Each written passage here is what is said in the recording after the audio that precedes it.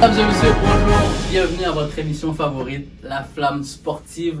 Aujourd'hui, on a une très belle émission, toujours en compagnie de David Charlot, mon acolyte, moi-même Jean-Marie Dantès. Aujourd'hui, on accueille sur le plateau un invité spécial. Cet invité, il a un podcast, puis c'est un podcast très intéressant qui parle beaucoup de basketball. Et je vais l'inviter à se présenter, Edlin.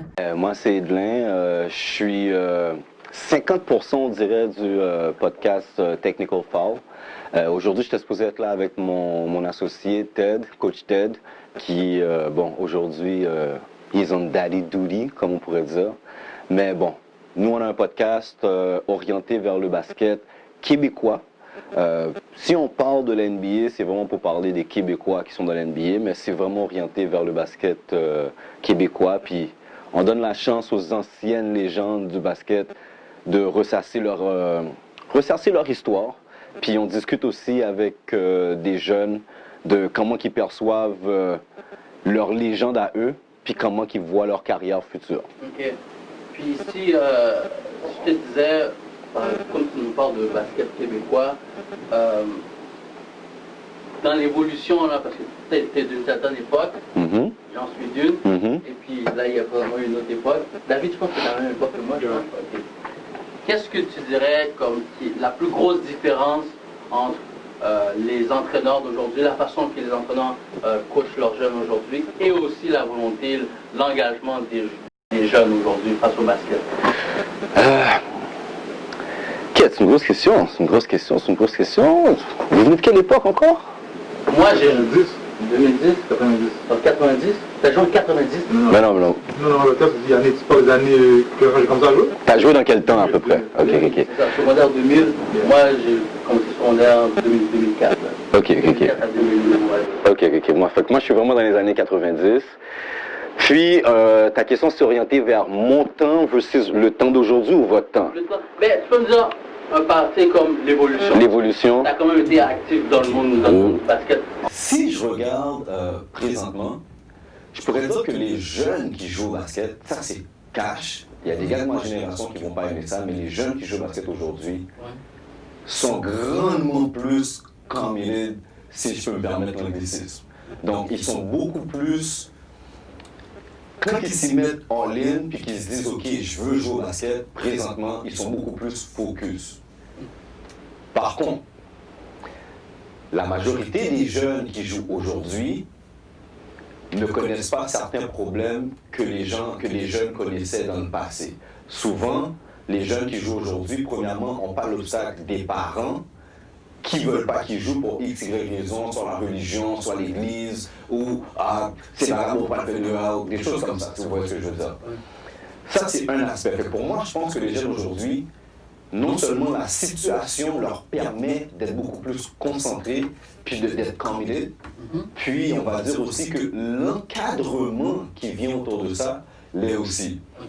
Maintenant, méthode de coaching, maintenant, tu as beaucoup plus de coachs qui reviennent des programmes américains, qui ont joué NCAA, qui ont joué pro en Europe ou qui ont joué du basket de très, très, très haut niveau. Donc, automatiquement, ça donne beaucoup de coachs qui ont énormément de bagages à redonner, de bagages techniques, de bagages informatifs aussi au niveau de comment faire les choses pour te rendre à l'autre niveau, pas nécessairement sur le terrain de basket en tant que tel, et au niveau aussi psychologique, parce que ces coachs-là, eux-mêmes, ont déjà joué, sont passés à certains niveaux et comprennent qu'est-ce qu'il faut psychologiquement pour se rendre à l'autre niveau. Ça, c'est quelque chose qu'on sous-estime beaucoup.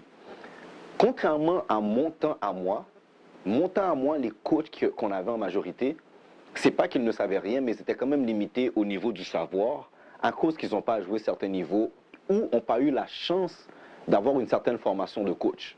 Tu comprends ce que je veux dire? Donc, eux nous enseignaient ce qu'ils connaissaient du mieux qu'ils pouvaient, puis la job qu'ils faisaient était strictement basée sur l'amour du sport.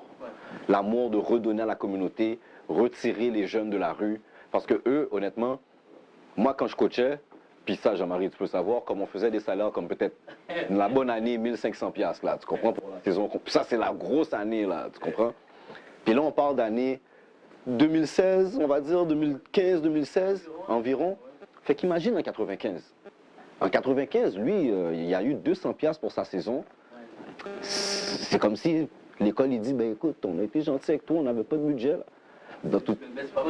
C'est pas mal du bénévolat. Donc, déjà là, tu vois qu'il y a un certain niveau de difficulté qui n'est pas pareil. La disponibilité des gymnases n'était pas pareille. Donc, maintenant, quand tu as la chance, quand un coach a la chance d'avoir 3 pratiques semaine minimum à l'intervalle de 2 heures, 2 heures et demie, et que nous, on avait, dans les gros programmes, on avait 2 pratiques semaine à 2 heures par pratique, la différence vient de changer là.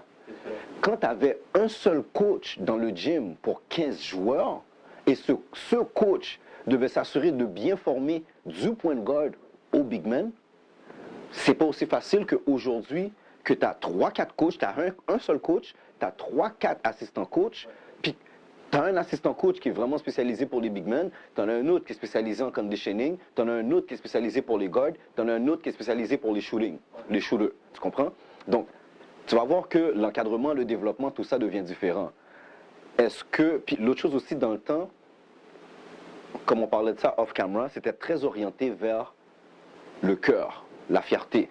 Tu es fier de jouer pour le nom du programme, le jersey que tu portes. Tu es même fier de ton coach, qui tu joues. Si tu parles avec les gars dans les Bourassa, là, les gars vont tous te dire, moi j'ai joué pour Bousquet.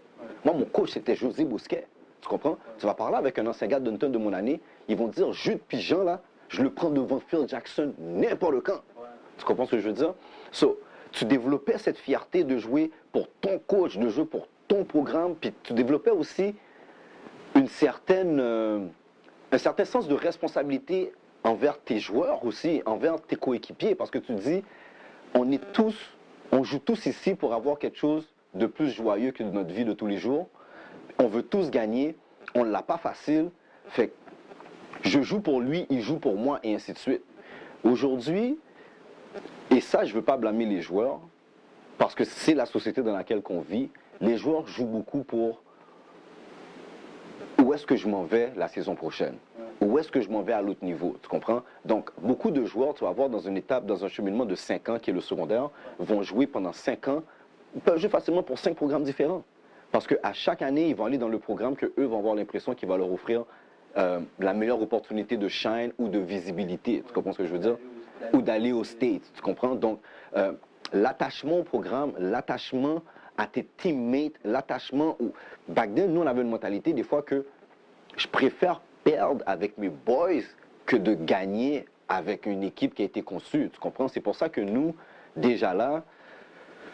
En tout cas, j'ai envoyé cette flèche-là plus tard. non, mais c'est vrai, non, mais moi, c'est parce que, tu vois, en tout cas, je sais pas si vous êtes d'accord avec moi, mais l'époque dans laquelle que nous, on a joué, ok, on va dire des années 2000 à 2012, ok, on va dire, mais je pense que c'est une époque où il y avait encore ce sentiment d'appartenance-là dans les équipes. Quand tu jouais pour telle ou telle équipe, par exemple, tu jouais pour Monarch, mais toi, c'était juste Monarch, peu importe si c'est une équipe gagnante ou pas. C'est sûr qu'il y a toujours des exceptions, mais à la plupart du temps, tu étais concentré. Exemple, là, quand j'étais à Dunton, à un moment donné, mon coach Ralph, tu connais bien Ralph. Parfaitement, parfaitement. Coach Ralph, j'étais dans un espace où Ralph me dit, c'est soit que tu joues à Dunton ou que tu joues à Monarch. Tu choisis.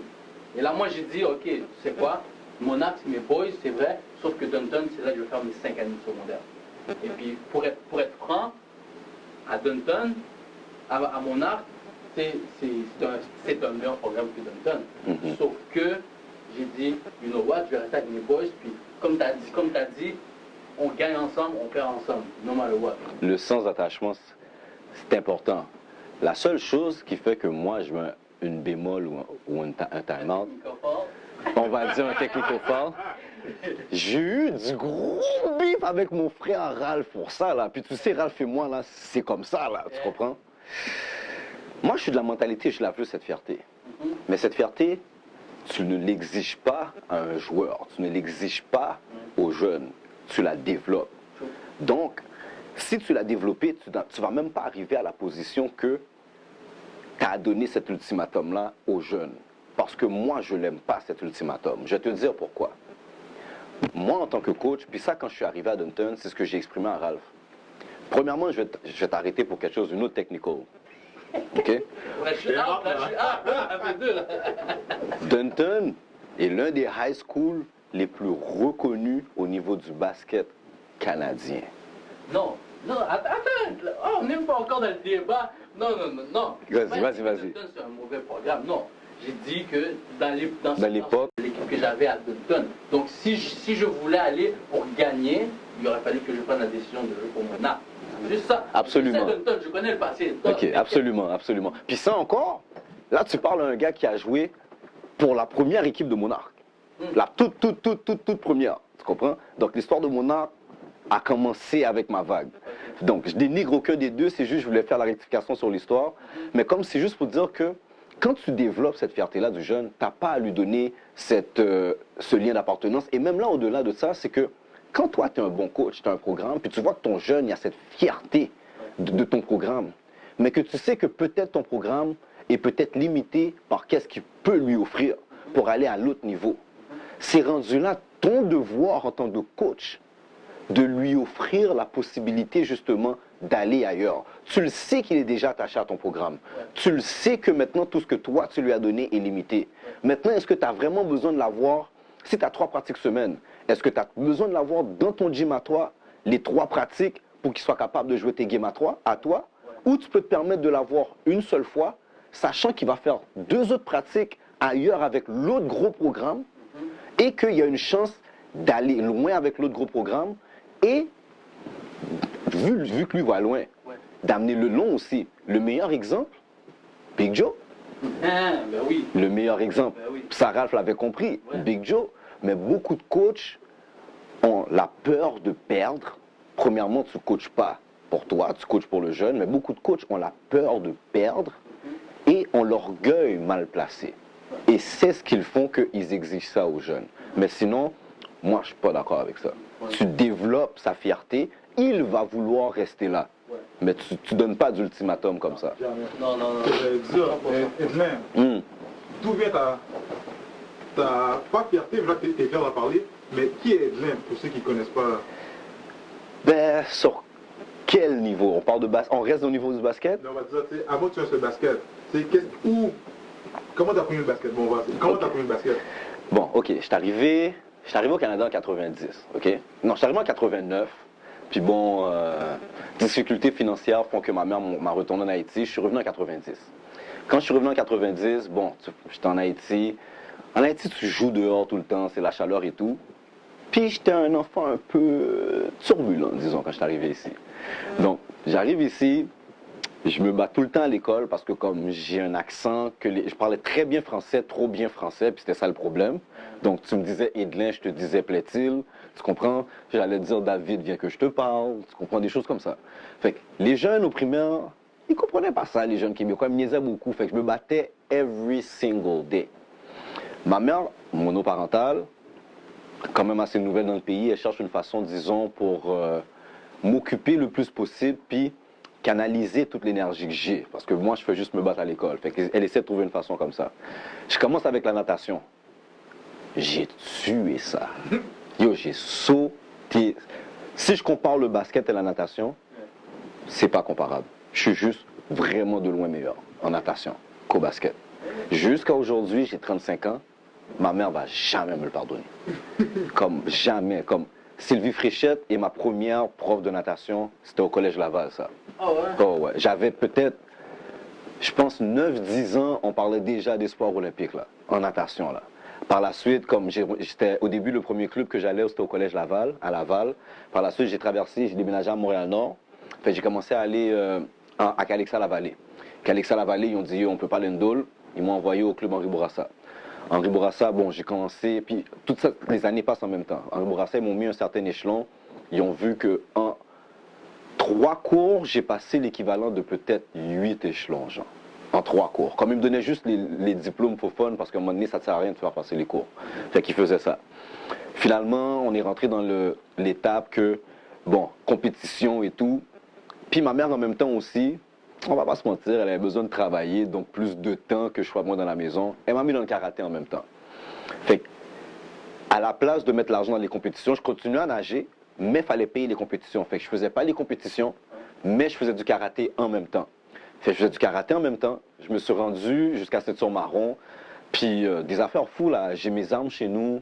Non, parce que quand tu arrives à partir de ceinture bleue, tu dois acheter certaines armes, tu dois acheter certains kimonos spéciaux. Puis quand tu arrives ceinture marron, tu passes la ceinture marron, officiellement, tu es senpai. Fait que ça, c'est toutes des méthodes que ma mère a prises, genre, pour me garder à l'extérieur de la rue. Dans ce temps-là, c'est encore un grand mot, parce que tout ça, je suis encore au primaire. Mais me garder, disons, occupé, actif, puis trouver une façon de focaliser l'énergie vers du positif, genre, tu comprends? À la place de me battre tout le temps dès que quelqu'un me dit quelque chose. Puis, de fait quoi, quand j'ai commencé la natation, pas la natation, le karaté, je pense que j'ai eu un stretch de près de 8 ans, j'ai jamais envoyé un coup de poing dans la rue. Comme du primaire, comme j'ai jamais swing. Comme pendant à peu près un bon 8 ans là. Puis rendu là aussi, tu sais, quand tu grandis en Haïti, je sais pas si vous avez des grands frères qui sont nés en Haïti, les films de karaté, là, les kung-fu, là, c'est sacré, bro. Ben oui. Comme il y avait même un cinéma, moi je suis un gars du Cap, il y avait un cinéma là au Cap haïtien, chaque samedi, film karaté en tout cas, bref. Mais là, c'est juste une sorte que... Ça avance. Je me rappelle, je rentre en secondaire 1. Secondaire 1, il y a une décision à prendre. Je suis en natation. Là, tous mes profs de natation commencent à dire, OK, là, ça fait plus de sens. Tu fais pas les compétitions. Ton skills n'a pas rapport. On sait le temps que tu ferais comparativement aux autres qui vont aux compétitions. Qu'est-ce qui se passe? Là, je viens de passer ma ceinture marron. Il faut tout le processus maintenant pour la ceinture noire. Là, maintenant, ça se peut que ma mère doit payer des voyages au Japon. Oh, c'est for real, là. Comme, j'ai des affaires comme... j'ai déjà des armes, des tonfa et des sai. Les sai, c'est le truc de Raphaël et tout. En bref, le problème, c'est que c'est du cob. Yeah. Ouais. Tu comprends? Là, je rentre en secondaire 1. Ma mère, c'est une jeune mère, elle veut me mettre sous swag et tout. Je fais 2 sports déjà. Puis là, à l'intercom, tout d'un coup, j'entends... Try out de basketball. Tu comprends? Puis j'ai grandi à Montréal. Non, ça a toujours été around. Tu comprends? Mais j'ai jamais été... À mon école, il n'y avait pas de mini-basket. Je jouais au parc et tout. Fait que là, j'entends ça, try out de basket. Fait que là, tout d'un coup, le noir en moi, là, commence à... Le tambour commence à battre en moi. Là, je dis, OK, try out. Là, je me présente au try out. David, tu vas pas me croire. En passant, en secondaire 1, moi, j'ai 11 ans. OK? J'ai 11 ans. Enfin, j'avais souffert des années en sortant d'Haïti. J'ai 11 ans, je suis tout petit, tout chèche.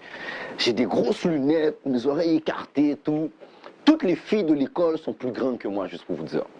J'écoute le try-out, puis moi, je connaissais pas les affaires de catégorie, genre Benjamin, cadet, juvénile. Je savais pas comment ça fonctionnait. Fait que moi, j'entends try-out, cadet 2A, après l'école, à 4 heures. Fait que là, moi, dans ma tête, OK, cadet, je connais juvénile, c'est les plus grands. Donc, cadet, c'est moi, tu comprends? Dans ma tête, à moi, c'est le calcul que j'ai fait, là. C'est moi. J'arrive dans le try-out. Il y avait un coach qui était... Le coach, dans le temps, c'était Patrick Jasmin. Shout out to Patrick Jasmin. Enough respect. J'arrive dans le gym. Je vois le patin, il est 6 pieds 8. Super grand. Yo, avec une dent rachotte. Puis yo, il parle super fort. Puis je vois que dès qu'il parle, tout le monde marche SS à ligne droite, là. Comme... Même les gars, je vois gangster dans la ligne droite. Je commence le try-out. C'est la première affaire qu'il fait, c'est que tout le monde prend un ballon. On se met baseline. Puis tu fais des sprints aller-retour en dribblant. Fait que là, déjà, moi, je commence, j'essaie de pressionner, aller-retour, arriver de l'autre bord pour retourner. J'essaie de faire des behind the back et tout. Oh, sur ma cheville, tout côté, mais pas de behind the back. Tu comprends? Après peut-être 20-30 minutes, le coach Patrick, il vient me voir, il me prend par le cou. Il me dit, t'as quel âge? Là, je le regarde, je prends presque un torticolis en le regardant, là. Je dis, j'ai 11 ans. Là, il me dit, OK, 11 ans, mais tu vas à l'école ici? Je dis, oui, je suis en secondaire 1, je suis dans le groupe 108, mot pour mot. Je n'oublierai jamais, là. Déjà, là, je sentais que c'était pas en forme, là. Je dis, oui, je suis en secondaire 1, je suis dans le groupe 108, avec madame un tel et tel, mon directeur, c'est un tel et tel et tel, j'ai ma carte d'étudiant, comme je veux prouver que je suis là, tu comprends? Là, il me dit, OK, t'as 11 ans, t'es en secondaire 1? Il me dit, mais 11 ans, ça, c'est mini-basket. Je dis, je sais pas c'est quoi mini-basket. Là, il me dit, OK. Là, il me dit, OK, là où ici, c'est le try-out pour les cadets. Donc, les gars, ils ont à peu près 13, 14 et même 15 ans. Là, je suis comme, oui, mais je suis dans l'école ici, puis l'eau commence, je commence à pleurer, là. Je vois déjà qu'il me dit quelque chose de négatif, là. Je commence à pleurer, puis je fais juste répéter, mais oui, mais moi, je vais à l'école ici, je vais à l'école ici. Finalement, ma mère vient me chercher, je rentre dans l'auto, de l'eau dans le jet, je viens de me faire cote. Premier try-out, premier cote. Je suis comme, c'est ça la vie de basketteur. Finalement, bon, je retourne en classe le lendemain avec d'autres élèves de secondaire 1. Puis c'est là que les autres me disent, bon, yo, tu viens au try-out ce soir? C'était pas hier? C'est ça, tu comprends? C'était pas hier, comme, yo, je suis pas dedans, là, comme... Ils me disent, non, les Benjamins, c'est aujourd'hui. J'arrive dans le try-out vraiment aujourd'hui. J'arrive dans le try-out. J'arrive dans le try-out. Là, je veux pas prendre une déception 2 fois. Je vais voir le coach tout de suite, je dis, moi, j'ai 11 ans. Tout de suite, là. Moi, j'ai 11 ans, je suis en secondaire 1, telle affaire. Le coach me regarde, t'as 11 ans, t'es en secondaire 1. Là, il est content, lui. C'est ah, OK. C'est pas pire. Je commence le try-out, puis c'est plus, je vois que c'est pas comme l'autre try-out. Parce qu'on on est Benjamin. Fait que lui, il est pas focusé sur des trucs de skills, qu'est-ce que tu sais faire et tout, parce que personne ne sait rien faire. Mais il veut voir quelle vitesse tu cours, comment tu sautes et tout. J'ai sauté ça. Fait que là, bon, je suis déjà vu dans le star pour les Benjamins. Fait que là, à partir de là, ma carrière de basket a commencé. J'ai eu une autre déception l'année d'après. L'année d'après, j'étais à l'Uriel dans ce temps-là. Le programme a vraiment grossi.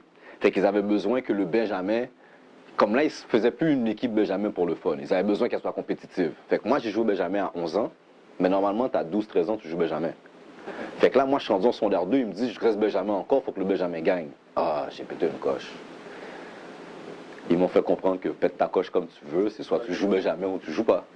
Fait que là, je joue Benjamin, puis je fais des tournois cadets. Puis là, on continue comme ça. Par la suite, l'Uriel, on grossit encore. Quand j'arrive cadet, on arrive cadet 3A scolaire. Fait qu'on joue contre les Jean-Eudes, les Brébeuf, Polyvalent de la Forêt, Collège Laval. Puis on voyage vraiment là. Pour juste une game de saison, je vais en Abitibi. Wow. Juste une game de saison, un match de saison, je vais en Abitibi. Ah ouais. Je vais à Trois-Rivières, je vais à Trois-Rivières. Québec. Yo, je te dis, la route est longue quand tu perds. Puis quand on était en Abitibi, on a perdu. La route était 12 heures de route. Yo, je t'apprends la une route est longue Match quand de tu perds. saison, Puis quand on ça? était en Abitibi, on a perdu. La route était 12 heures de route après une défaite. Match de saison, ça? De saison, là, c'est pas un provincial, c'est pas un Ok. de saison parce que c'est eux les membres de ta ligue. Ok. C'est Ah, mais vraiment- c'était pas développé comme c'était aujourd'hui. C'est pour ça, non? Ben, cette ligue-là était plus développée, était déjà comme c'était aujourd'hui. Ok. Justement, comme maintenant, comment le basket fonctionne dans Basketball Québec, c'est Ouais. basé plus sur cette ligue-là. Ah, ok. Fait que, à partir de là, c'est là que je pourrais dire, côté skills et tout, j'ai commencé plus à prendre un envol puis à comprendre la game. Mhm. Par la suite, il y a eu la loi qui a passé qu'il fallait que tu aies à l'école de ton quartier. Ouais. J'habitais à Montréal-Nord. Fait que j'ai changé d'école, j'ai été à Saint-Ex. À Saint-Ex, là, ça commençait à être vraiment le fun. Quand je suis arrivé à Saint-Ex, on a eu une saison de 55. Si on inclut tous les tournois, les games et tout, on a eu une saison de 50 matchs, undefeated, régionaux, provinciaux. Ted était dans l'équipe aussi, Ralph était dans l'équipe aussi. Ah ouais, Ah ouais. Régionaux, provinciaux, toutes là, comme il n'y a pas... La game la plus tête qu'on a eu cette saison-là, on a gagné par peut-être 12 points là. C'est la plus tight. Ouais, c'était contre Henri Bourassa, c'est la game la plus tête. Puis après ça, Comme j'ai tes fait... boys en plus. Oh, ouais, comme les gars de mon quartier et Yeah. tout, là, comme on se connaît, là. Puis après ça, j'ai fini mon secondaire. J'ai été très peu recruté. Fait que moi, j'ai ramassé mes couilles, j'ai dit, bon, moi, je vais aller dans un gros programme. J'étais à Vanier. J'étais cote, ça je n'oublierai jamais, ça m'a tellement fait mal. J'étais le dernier cote du 3A ma dernière année, quand je suis arrivé à Vanier. Ouais. Le dernier cote du 3A. J'ai joué dans l'équipe 2A. J'ai même pas été au tryout, là, comme j'étais fâché, j'étais énervé, je pensais même à peut-être transférer d'école. Maintenant que je suis plus vieux, Ouais. il n'y avait pas d'injustice. Mais dans le temps, Yeah. C'est sûr. au moment présent, C'est sûr. j'ai senti qu'il y avait une injustice. Mais on m'a pas cote par manque de skills, on m'a cote par manque de maturité. Hmm. Puis c'est aujourd'hui, je peux le comprendre. Ouais. Tandis que back then, je le comprenais pas, puis c'est là que je voyais l'injustice. Ouais. Fait que j'ai joué la saison 2A. Je pense pas jusqu'à aujourd'hui dans le basketball collégial 2A. Je pense pas qu'il y ait un joueur qui a une saison comme ça. Ah ouais? Ouais. Comme on a gagné les provinciaux. J'étais comme, cette année-là, je sais pas quelle mère me donnait à manger, qu'est-ce qu'il y avait. Parce que j'avais plein de frustrations, genre, tu comprends? Puis, dites-vous aussi, quand je suis rentré à Vanier, j'ai 16 ans, là. J'ai 16 ans, c'est la même, j'ai eu l'impression que c'était comme, je revivais la même chose que j'avais vécu en secondaire 1 quand j'étais dans le mauvais tryout. Fait que c'est comme si j'arrive, puis on me dit, à cause que je suis jeune, puis que j'ai le temps, ben yo, je peux me permettre de pas te prendre à ce niveau-là, même si pour de vrai tu peux jouer à ce niveau-là. En secondaire 1, non, c'était pas ça. Mais j'étais de niveau skills pour jouer au niveau, mais c'est vrai que j'étais pas de maturité à handle, pas nécessairement jouer, mais handle le 5 pratiques semaine, plus les games la fin de semaine, et l'académique en même temps. Tu comprends? Puis là, t'as plus l'école qui appelle chez vous qui dit que t'es pas là si tu rentres pas à l'école ou t'as pas fait ton devoir ou quoi que ce soit, là, tu comprends? On va appeler tes parents. Exactement. C'est là que je t'ai gagné. Puis bon, après ça, j'ai gagné à Vanier. Après ça, je suis parti de Vanier. C'est là que j'ai commencé à déconner un peu. J'ai été à Hansik par la suite quand il y a eu la première vague de 3 à Hansik. Moi, Fédrice Bernard, qui a coaché à Dunton après. Puis le 3/4 des gars de Saint-François, Kalolo, Kenny Pierre et tout, des extrêmement bons joueurs qui ont disparu de la mémoire du basket québécois. I'm gonna make sure qu'ils soient remémorés, mais c'était une vague d'extrêmement bons joueurs là. Fait à partir de là, je pourrais dire que Edlin a commencé à vraiment déconner pour de vrai, là, à perdre le sérieux, à perdre pas le goût de jouer, mais le goût du système. Tu comprends ce que je veux dire? Comme, j'ai toujours continué, puis je vais vous dire, le basket m'a coûté cher dans ma vie, moi, comme payer des tournois, là, j'en ai fait à gogo, là, comme payer des tournois à Québec, aller à Trois-Rivières, faire 4-5 tournois par été à Montréal. J'en ai fait, là, tu comprends ce que je veux dire? Il y a des affaires, j'ai gagné des dunk contests dans des tournois comme ça. Comme back then, ça c'est l'autre affaire aussi. Back then, on prenait pas notre fierté de basket seulement par rapport à à qu'est-ce qu'on faisait à l'école. En été, là, présente-toi dans le tournoi de D-Nice puis Franklin, présente-toi au tournoi March Madness dans l'Ouest, présente-toi au tournoi Hang Time de Dexter, puis viens shine là. Si t'as pas ces affaires-là, si tu peux pas aller jouer au rec dans le temps, un gym à Villa Maria, puis prouver, hold ton ground contre des joueurs qui jouent dans aucun programme.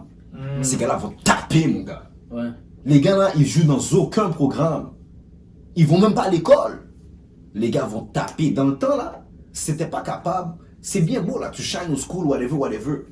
Mais si tu peux pas venir là où est-ce qu'il y a des coups de coude qui s'en vont là où est-ce que on va pas te laisser donker là. Tu comprends? T'auras pas de free basket là. Viens par Kex là frapper un jeu de jeudi à samedi là, de minuit à 3h du matin. Viens frapper ton b-ball. Si tu peux pas jouer là dans le temps, oui, c'est bien beau, tu fais 40 points par match en jouant pour telle école, tu t'en vas à telle place, mais tu n'auras jamais ce petit respect-là. Tu comprends ce que je veux dire? So, je pense que c'est ce qui fait que aujourd'hui, il y a beaucoup de personnes avec qui je vais parler qui ont été vraiment loin, malgré que moi, j'ai peut-être pas été aussi loin qu'eux. Il y a je reçois un certain niveau de respect parce que j'ai roulé ma bosse là, comme j'ai plongé là sur le ciment en été quand le ciment il est à 25 degrés puis qu'il brûle puis je reviens mon genou. Tu comprends ce que je veux dire? Il y a des moments que j'étais là qui fait que quand je parle ou que j'interviewe certaines personnes, j'ai quand même un certain respect puis ça me rend quand même relevant. Fait dans le monde du basket, c'est ce qui m'a fait puis le sport m'a sauvé la vie là, tout simplement. Que ce soit en commençant avec la natation, en finissant avec le basket, puis je sais pas encore, moi je vais jamais abandonner le sport, fait que je sais pas si plus tard, à un moment donné, je vais être un marathonien, whatever, mais juste pour dire, le sport a sauvé ma vie là. Puis ma mère, quand elle a compris que j'ai sorti mon fils de son environnement dans lequel qui était en Haïti, là il arrive ici, il y a un choc, disons, de l'environnement, fait que ça fait qu'il se bat tout le temps. Elle a trouvé la meilleure façon qu'elle aurait pu trouver pour me sortir physiquement des problèmes et mentalement des problèmes. So, c'est ça qui a fait tes bien. Merci maman. On leur donne beaucoup, maman. Mais t'as beaucoup de choses à dire par rapport au basket québécois là. Pour de vrai, c'est vraiment intéressant. Puis on a un sujet pour continuer sur le basket québécois. On vous revient après la pause. On continue. continuer avec notre invité, Edlin. Edlin, tu as une émission en ce moment? Un podcast? Ben, j'ai un podcast, oui. On recommence à... Nous, c'est pas live, en fait, c'est de la rediffusion.